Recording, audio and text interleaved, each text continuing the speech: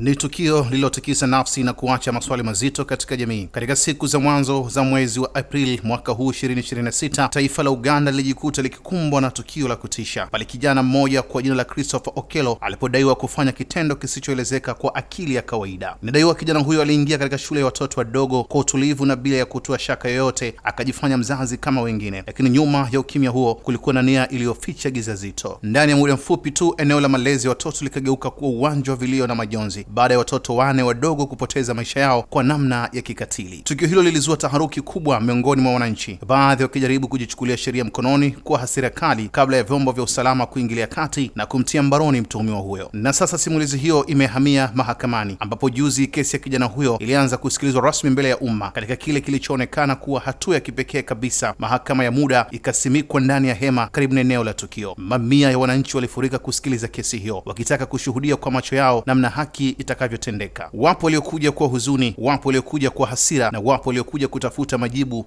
ya kile kilichotokea. Christopher Okello anakabiliwa na mashtaka ya mauaji ya watoto 4. Taarifa zinaeleza kuwa awali alikiri kuhusika na tukio hilo kabla baadaye kubadilisha kauli yake na kukataa shtaka hilo mahakamani. Aidha, baadhi ya taarifa zinaashiria uwepo wa imani potofu kwamba kitendo hicho kilihusishwa na tamaa ya utajiri wa haraka, jambo ambalo limezua mjadala mzito ndani ya jamii. Kwa sasa kesi hiyo inaendelea kufuatiliwa kwa karibu, huku macho na masikio ya wengi yakielekezwa mahakamani kusubiri hukumu itakayoweza kuleta faraja kwa familia zilizoathirika. Na huku haki ikisubiriwa kutamkwa, kilio cha watoto hao bado kinasikika katika mioyo ya wengi. Swali linabaki pale pale, ni nini hasa kilimsukuma kijana huyu kufikia hapo? Na je, jamii imejifunza nini katika tukio hili la kusikitisha? Asante. Mimi ni Abdullahi Mashi.